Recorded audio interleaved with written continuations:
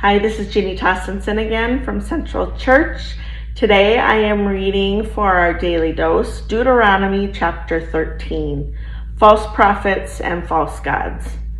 Now if a prophet or a dream interpreter appears among you and performs a sign or wonder for you, and the sign or wonder that was spoken actually occurs, if he says, "Come on, we should follow other gods, ones you haven't experienced, and we should worship them," you must not listen to that prophet or dream's interpreter's words, because the Lord your God is testing you to see if you love the Lord your God with all your mind and all your being.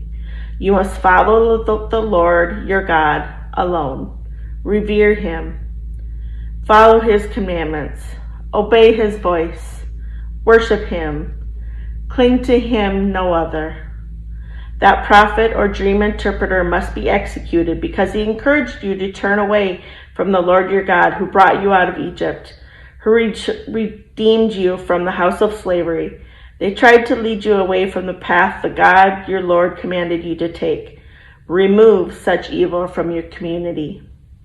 Similarly, if one of your relatives, even one of your own siblings, or your own son or daughter, or your dear spouse or best friend entices you secretly, if someone like that says, "Come on, we should follow and worship other gods, ones that neither you nor your ancestors have experienced, gods from all the neighboring peoples, whether nearby or far away, from one end of the earth to the other," don't give in to them.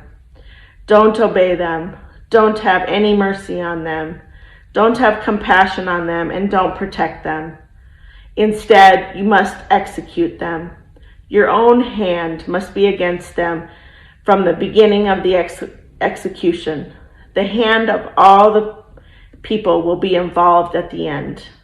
Stone them until they are dead because they desired to lead you away from the Lord your God, the one who brought you out of Egypt, out of the house of slavery. All Israel will hear about this and be afraid.